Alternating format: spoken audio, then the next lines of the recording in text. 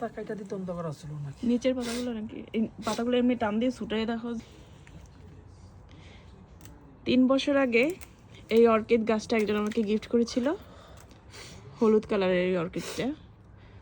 আর 3 বছর পর আমি এই গাছটা আবার রিপোর্টিং করছি এই ভাগ্যবান মানুষটাকে দিয়ে, যার কারণে এই গাছটা আমার কাছে 3 বছর ধরে ফুল দিচ্ছে। তো দেখা যাক আর কতদিন ফুল পাওয়া যায় গাছটা থেকে।